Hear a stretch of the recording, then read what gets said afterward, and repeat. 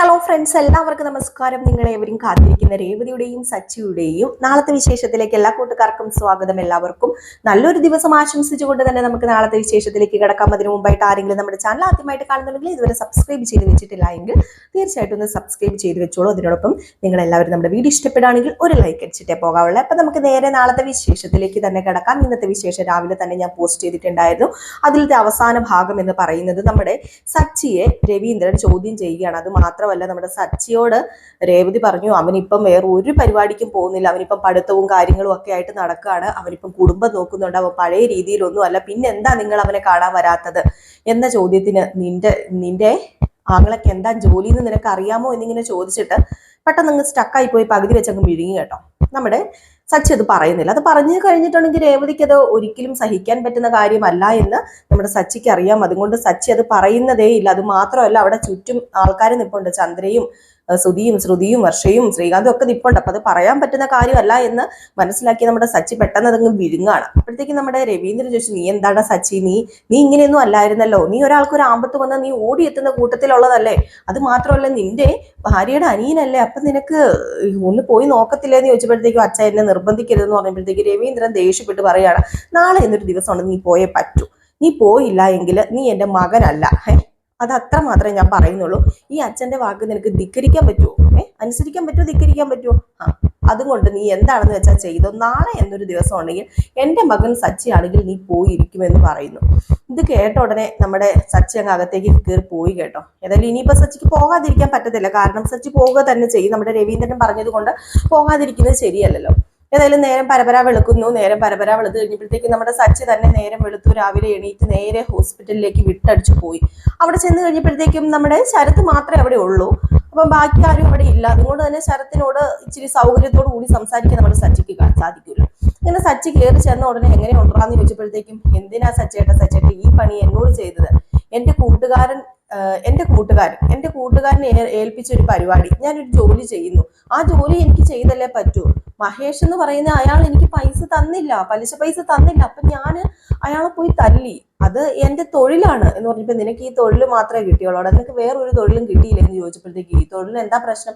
എനിക്ക് പെട്ടെന്ന് പൈസ ഉണ്ടാക്കാൻ പറ്റിയ തൊഴിൽ ഇത് തന്നെയാണ്, ഇതിനെന്താ എത്ര പ്രശ്നം ഇരിക്കുന്നത്? പലിശയ്ക്ക് പൈസ കൊടുക്കുന്നു, അത് പലിശ കിട്ടാൻ വേണ്ടിയാണല്ലോ പൈസ കൊടുക്കുന്നത്, അത് തിരിച്ചു മേടിക്കുന്നത് വലിയ തെറ്റൊന്നുമല്ല, തെറ്റാണോ എന്ന് ചോദിച്ചപ്പോഴത്തേക്ക് നമ്മുടെ സച്ചി പറഞ്ഞു, ദേ നിനക്ക് അത് മാത്രമാണോ പണി? നിന്റെ പണി ഈ പൈസ മേടിക്കുക, ഈ പലിശ പോയി മേടിക്കുക, അത് മാത്രമാണോ എന്ന് ചോദിച്ചപ്പോ, അതെ എന്റെ പണി അത് മാത്രം, അതാ ഞാൻ ചെയ്യുന്നത്. അത് മാത്രമല്ലേ? അതെ, നീ മഹേഷിനെ തല്ലിയത് കൊണ്ടൊന്നും അല്ലടാ ഞാൻ നിന്റെ കൈ തിരിച്ചൊടിച്ചത്, അത് നീ ആദ്യം മനസ്സിലാക്ക. പിന്നെ എന്തിനാ സച്ചേട്ടൻ എന്റെ കൈ തിരിച്ചൊടിച്ചത്? എന്തിനാന്ന് ഞാൻ പറയണമല്ലേ. നീ ഈ കള്ളത്തരം എവിടെന്നാ പഠിച്ചത്? നീ ഈ കള്ളത്തരം ചെയ്തത് കാരണം നിന്റെ അച്ഛന് ഉണ്ടായ നഷ്ടം അത് നിനക്കറിയാലോ. നിങ്ങൾക്ക് തന്നെയല്ലേ നഷ്ടമായത് നിന്റെ അച്ഛന്. നീ കാരണമല്ലേ നിന്റെ അച്ഛൻ അന്ന് ആത്മഹത്യ ചെയ്തത്. ബസിന്റെ മുമ്പിൽ ചടി ആത്മഹത്യ ചെയ്തത് നീ കാരണമല്ലേ. നിന്റെ കുടുംബം വഴിയാധാരമായത് നീ കാരണമല്ലേ.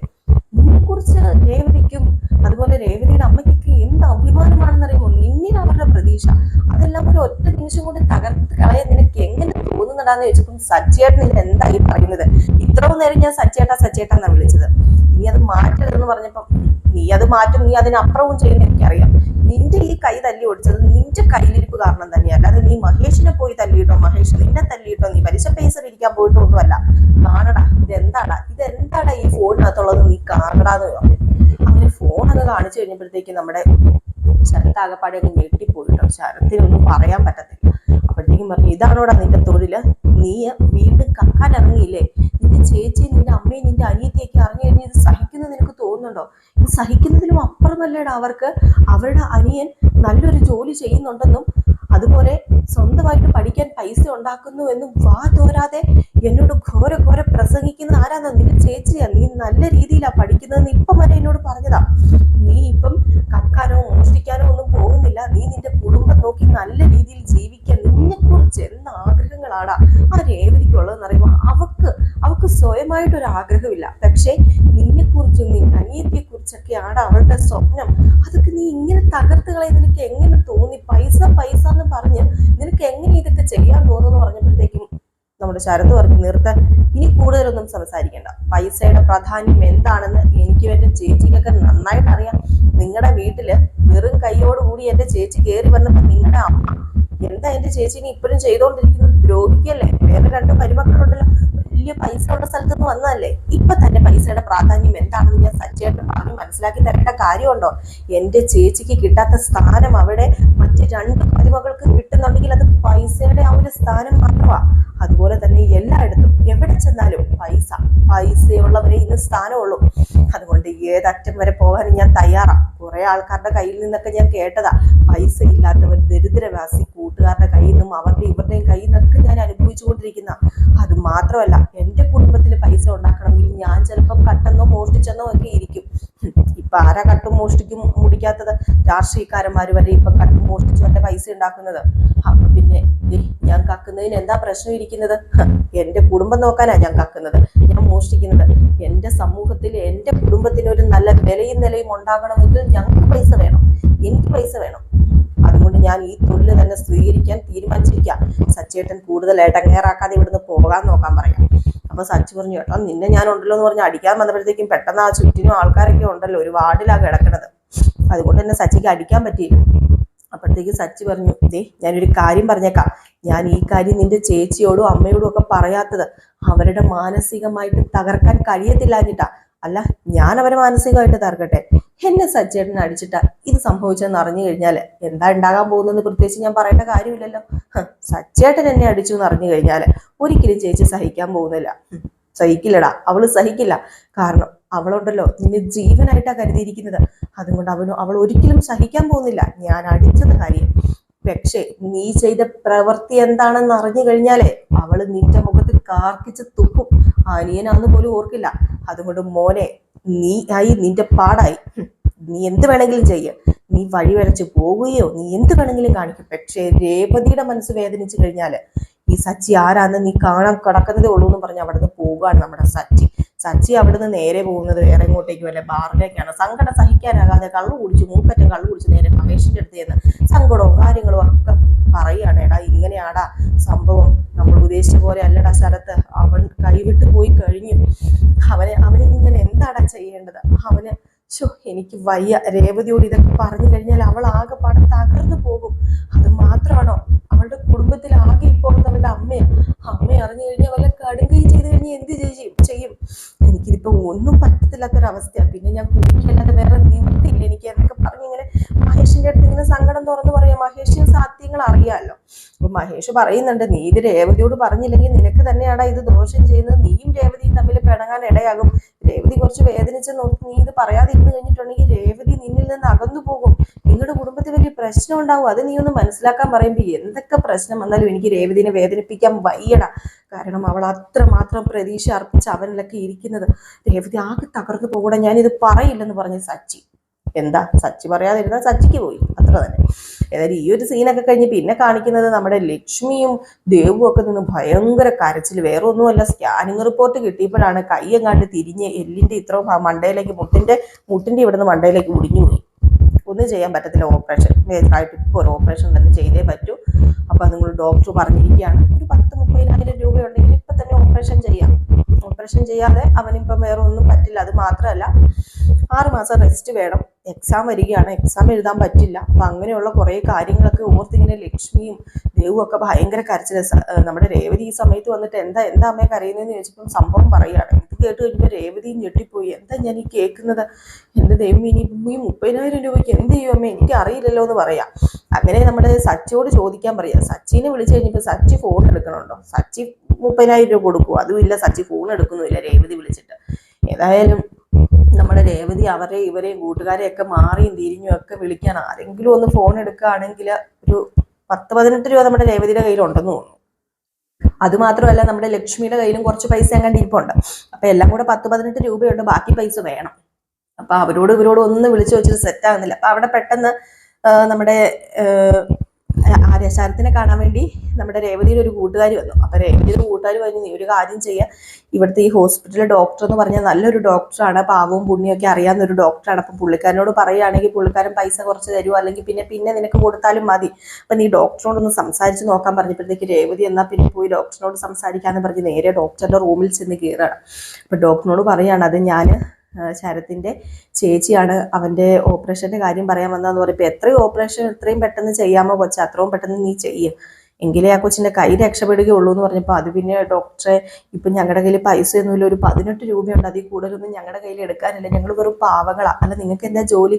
ഞങ്ങൾ പൂക്കച്ചവടം ചെയ്യുന്നവരാണ്, പ്രത്യേകിച്ച് ഞങ്ങൾക്ക് വരുമാന മാർഗ്ഗങ്ങളൊന്നും വേറെ സേവിങ്സോ അങ്ങനെയൊന്നുമില്ല, ഈ സമയത്ത് എന്ത് ചെയ്യണമെന്ന് അറിയില്ല. ഞങ്ങൾക്കൊക്കെ ആകെ ആശ്രയം എന്ന് പറയുന്നത് ഞങ്ങളുടെ അനിയനാണ്.